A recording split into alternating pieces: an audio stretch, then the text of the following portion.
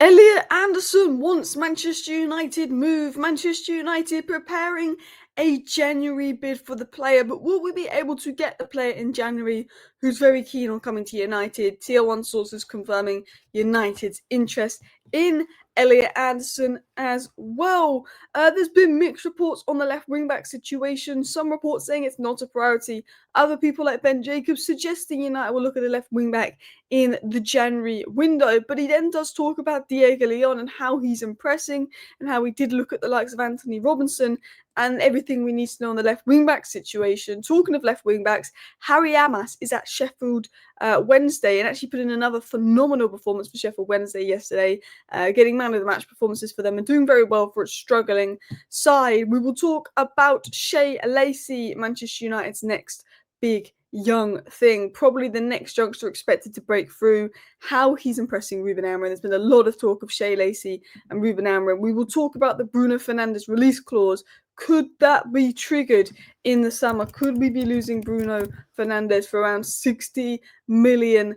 And then we will also talk about Manchester United's home form, because it's definitely a different level to our away form. So, hello, and welcome back to Alice Talks Football, and welcome back to your 10-minute roundup show, where I'm going to round up all the latest Manchester United news into a 10-minute video for you guys. Let's get into it, starting with the first story on Elliot Anderson. There's a couple of stories on it, but I want to get into this one to begin with. Man United have made Elliot Anderson their top January target to strengthen midfield. Elliot Anderson in January makes 10 out of 10 sense. Is it 10 out of 10 realistic? No, it's probably a 2 out of 10 for possibility, 10 out of 10 for makes sense. The club are preparing a major bid and confident a deal can be done.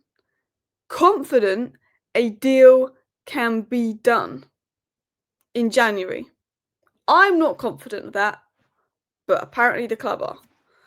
Anderson is keen to join, with United seeing him as the perfect fit for Amorim's energetic style. Anderson keen to join. Obviously a good fit for our style. Forest value him at 80 million. United believe they can sign him at 60 million.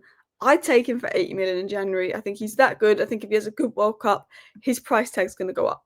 So Anderson is our top January target. We are preparing a major bid. We are confident a deal can be done. The player is keen to join, and he's valued at 60 to 80 million pounds. That sounds too good to be true. This has come from Team Talk Via One Football.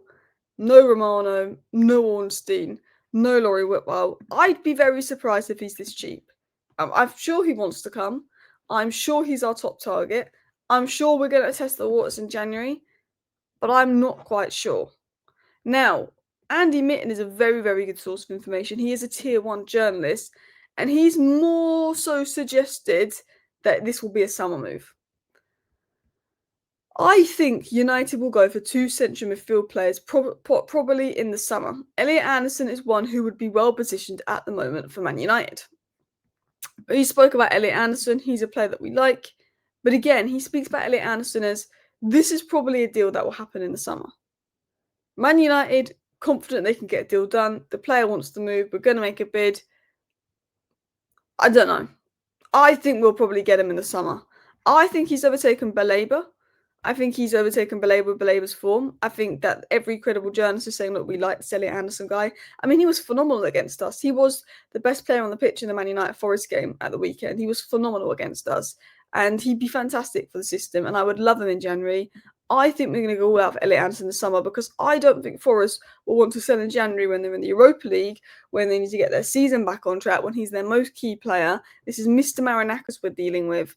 I cannot see Nottingham Forest selling him. So, on top of midfield, we know that left wing back is key. We know we need a left wing back in January. Now, Ben Jacobs said this: if Xerxes departs, there's room to add a striker in January again if the right target presents itself and the fullback is there too.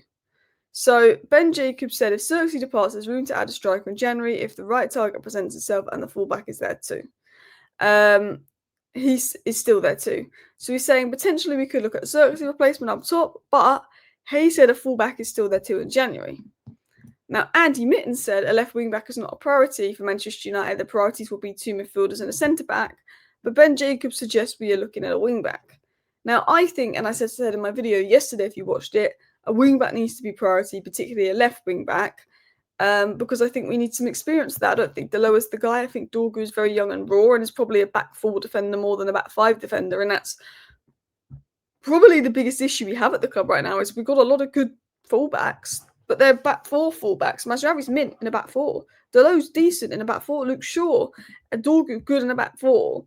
We don't have wing backs, and I think we need a wing back. Now, Ben Jacobs said this on the United stand last month, and I thought that this was relevant, so I've brought it up again. On United signing a wing back, I think Anthony Robinson was looked at during the summer. A profile like that, I think, is going to be the type of player, even if it's not him specifically. So an older player, a more experienced player, more proven to come in at left wing back. Anthony Robertson was one that we potentially looked at. But he did say, but let's see whether or not they move on the left-hand side, because from what I hear, Diego Leon is doing very well and there's a bright future ahead for him. And there's other current options on the left-hand side too. The options are Dorgo and Delo. You could do Mazraoui there. I would like to see Luke Shaw tested there, but we've got two options. Harry Amas is doing mint on loan and looks exciting and looks impressive and could be that guy. Diego Leon could be that guy, but they're really raw, and we talk about Dorgu being raw. I think we should look at an older left wing back that's attacking-minded profile, or look at someone like Semenyo that could play left wing back but also cover left 10 for Cunha. Because if you have Cunha and Semenyo as your left 10s, Sesko and Zirkzee as your strikers, and Amad and Mbeumo as your right 10 options, but those two players can also cover wing back, then you've got pretty mint attack, to be honest. Mount can cover all round as well, but we'll see. But anyway, I want to talk about another guy that can play in the right 10, Shay Lacy. That right 10 position could be there for the taking for Shay Lacy, particularly with AFCON coming up. There's an expectation he could get his debut, and he's very highly rated in and around Carrington. Sam C reports said that one player who consistently stands out is Shay Lacy. The 18-year-old has impressed staff and senior teammates alike with his directness and flair.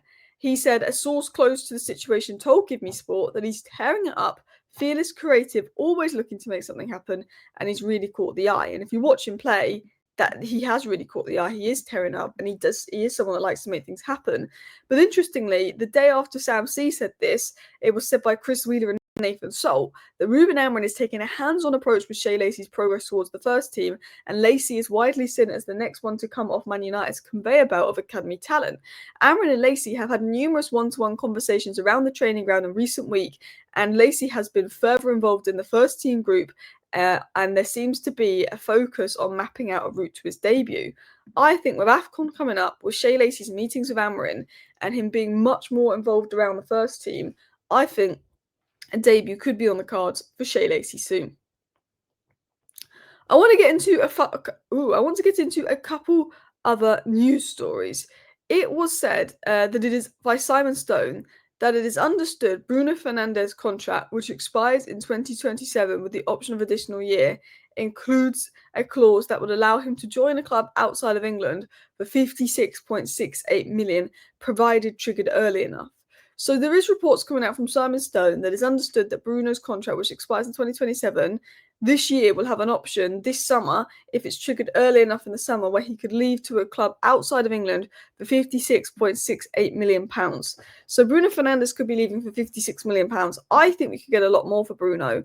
And I think that's another reason why we want two midfielders. I think Casemiro is going to go. And I think Bruno could go. And I think if Casemiro and Bruno go and we're in the Europa League or the Champions League next season, we will probably need three midfielders for depth. Because are we convinced on Agate? We probably need three midfielders for depth. If Bruno and Casemiro both go, I think we need two midfielders if Casemiro goes. I don't want Bruno to go, but he doesn't fully suit the system. And I think if you can get top-level replacements, I could understand why United do it. I wouldn't like to see Bruno go. Last but not least, I saw the United stand post this. At home, we've been phenomenal. Because if you look at the one loss at home against Arsenal, we were mint. We could have won that game if it wasn't for different goalkeepers. But away, we've won one game away from home. Drawn, lost, won, drawn. We definitely need to improve our away from home form. I think we've been great at home. I'm confident with us at home, but it's the away form we need to improve. Hopefully that gets picked up. But I thought that was an interesting stat. Thank you for watching. Bye.